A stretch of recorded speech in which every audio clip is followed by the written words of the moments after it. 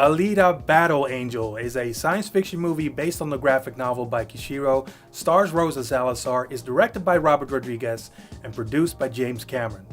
About 500 years in the future, in a place called Iron City, the cyborg ALITA wakes up with no memory of who she is. She's found by a cyber doctor named Ito, played by Christoph Waltz, who takes her in and gives her a new body. Ito has some knowledge of her mysterious past, but it's only when the city's corrupt forces come after her that she discovers she used to be a cyborg superweapon.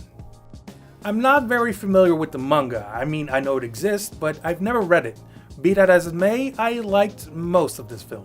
There are many things I absolutely loved. For one thing, the production design of this movie is magnificent. From the look of all the cyborgs in Iron City to the beautiful ALITA herself, it's all very stylish and very slick. Rosa Salazar is super fun to watch as ALITA, and she is as cute as she is a total badass. And even though she's a completely CGI character, Salazar's performance projects enough emotion to make her feel believable. Doesn't hurt that she's easy on the eyes as well. The first part of the film also does a pretty good job in terms of world building. There's maybe a little too much expositioning for my liking, but the movie is marketed towards teenagers. And unfortunately, that comes with the territory. Which brings me to the bad stuff. The movie is PG-13 and I really wish it wasn't. For one thing, the action is very cool to watch, but sometimes doesn't have the impact of an R-rated film. There is some slicing and dicing, which is awesome, but for some reason I expected a little bit more violence. And then there's the dialogue, which is at times pretty bad. More often than not, characters are stating the obvious, and it felt patronizing. Apparently James Cameron doesn't have a high opinion of kids these days. And of course, this being a teen movie, there is a love story.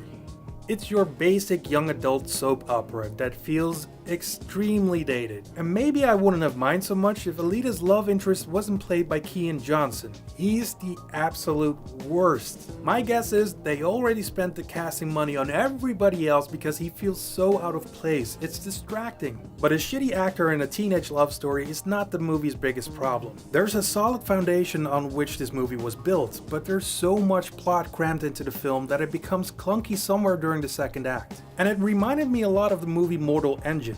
When you have so many storylines of the source material in one film, it doesn't work. You have to have a clear point to your movie, and maybe save the rest for a sequel. If it looks like this, I will go see it.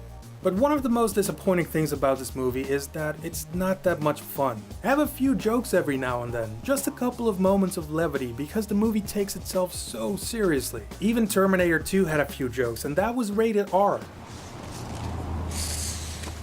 What's weird is I also never felt the influence of Rodriguez or James Cameron. Honestly, this movie could have been directed by anybody. It doesn't have a clear voice. ALITA Battle Angel is very cool looking and shows a lot of promise. I mean, you have to see this movie for the action alone, but it leaves a lot to be desired. Luckily, there's enough of the source material left to make some more movies, so hopefully James Cameron gets his shit together in the sequel.